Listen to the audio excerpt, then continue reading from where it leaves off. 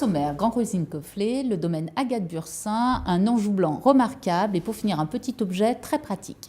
Donc, vous avez bien dit le domaine du Zinc-Cofflet. Non, pas le domaine, le Grand Cru. Oui, le Grand Cru du domaine du Zinc-Cofflet. Le Grand Cru Zinc-Cofflet. Exactement, c'est ce que je voulais dire. Ce n'est pas du domaine. Le domaine, ce sera Agathe Bursin, on en parlera après. D'accord. Et alors, ce Grand Cru?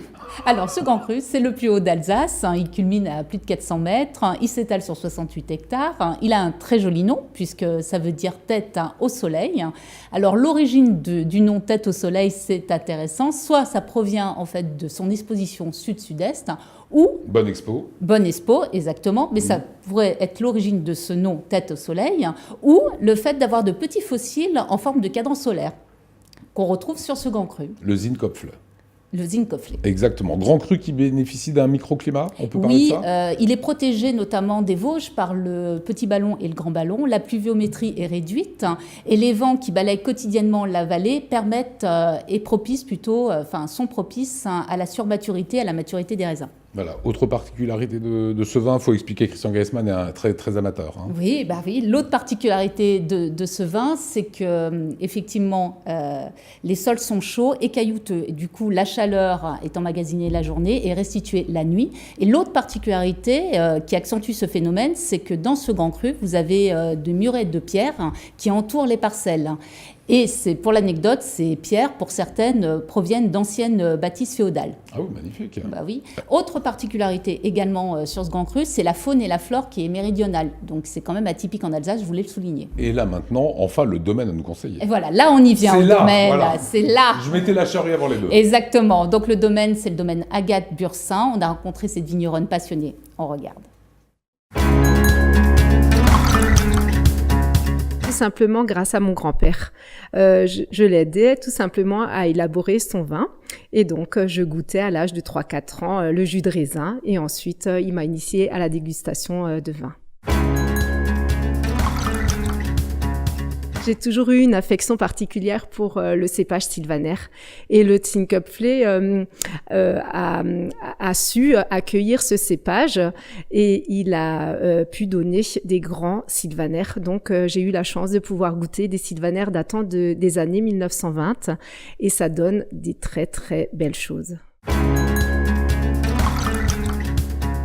Son sol calcaire confère au Gewürztraminer ce côté aérien, élégant, et donc c'est un des cépages qui réussit très bien sur ce terroir. Ah, ça faisait envie. Votre coup de cœur de la semaine, Valérie? Alors, en direction la Loire, donc pour un Anjou blanc, le domaine c'est Château de la Viaudière, la cuvée c'est Pierre Blanche, c'est un 100% chenin, un cépage culte de la Loire.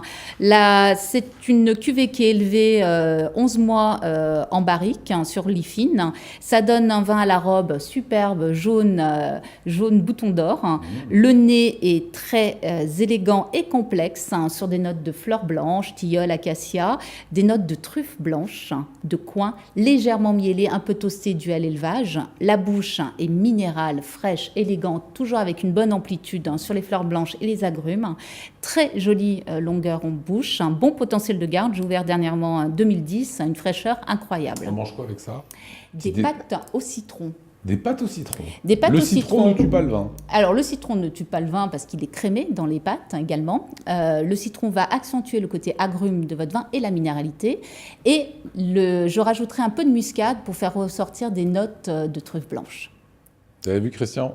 Avant, j'ai dit non, là, je dis oui. Vous avez vu, Jean? Vous êtes un gourmand, Jean Pileri? J'ai jamais mangé des pâtes au citron. Eh ben justement, c'est ce que Valérie nous préparera pour la semaine prochaine. Et un petit objet extrêmement utile qui va vraiment révolutionner nos vies. Exactement, petit objet ultra pratique en relation directe avec la recette. Donc c'est plutôt C'est quoi, Christian? Alors, une petite idée?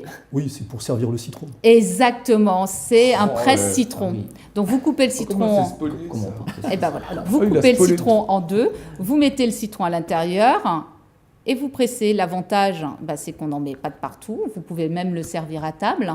Et là, vous avez juste à... Comme j'ai bien répondu, je gagne la bouteille. Ah bah ça, il faut voir avec Valérie. Pourquoi pas? Ça se négocie hors plateau. Voilà, donc on met le citron là-dedans, on presse. Un demi-citron, évidemment. Ah bah oui, c'est ce que j'ai dit. On coupe le citron en deux. J'avais bien entendu, donc on reprécise. Voilà. Et on presse, donc pas d'éclaboussure, vous avez juste à presser et ça passe par là. Voilà. Voilà, l'abus de Petit citron. objet. Eh ben, il n'y en a pas, mais l'abus d'alcool, c'est dangereux pour la santé. Toutes ces informations, vous les retrouvez sur ce site, excellent site, apicurien.fr, avec cette bouteille que vous avez proposée. Oui. Un ordre de prix peut-être ? Moins de 10 €. Moins de 10 €. Et un vin incroyable. Eh ben, vous savez qu'on aime bien les vins de moins de 10 €. Eh ben oui, Voilà, je vous le propose. Eh ben, écoutez, on va le goûter. On a bien noté que le 2010, c'était une tuerie. Oui, alors ça ne sera pas un 2010, mais là, en l'occurrence, 2010, c'était une tuerie. Voilà, merci beaucoup Valérie.